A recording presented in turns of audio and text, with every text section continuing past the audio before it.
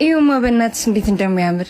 አንቺ እኮ ዝም ብለሽ ነው የካብሽው፣ ክብር አይወድለትም። ተይ በእናትሽ እንደዚህ አትበዩ። ከዛሬ በኋላ ግን አይመለከተኝም። አባት እስኪ አንዴ ጃሩን አደርስልኝ። እሺ። ወዴት ነው? እዚህ በኩል ነው። በዚህ ይኸው እዚህ ነው ቤታችን። ስንት ነው? 30 ብር። 10-20 ብር ከምትለቃቅም ሰው ላርግ እያለች አይደል እንዴ? ምን ያመጻድቃል? አሁን ሰው አይደለሁም እንዴ? ተረትህን ተው።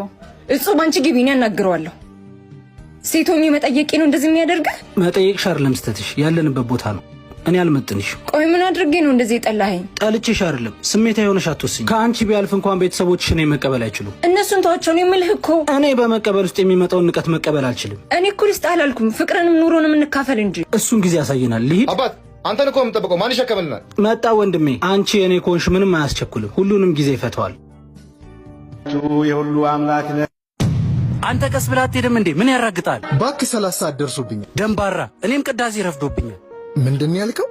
ወላሂ እመታለሁ። እሺ ማርያምን፣ እኔ እመታለሁ። እሺ እናንተ ተው እንጂ ምንድነው የምትጣሉት? አንተም ወደ ቤተ ክርስቲያን፣ አንተም ወደ መስጊድ ሂድ ሂድ። ወይኔ ጉዴ!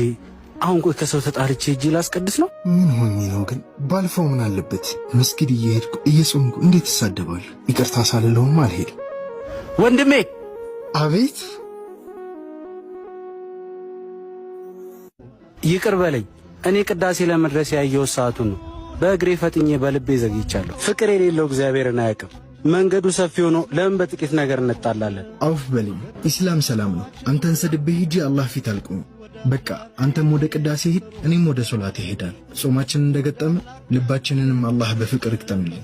እንዳላችሁ አምላክ ይሄን አላህ ይስጣችሁ። ወንድም እንቺን ያዝሽ። አላህ ይስጥልኝ።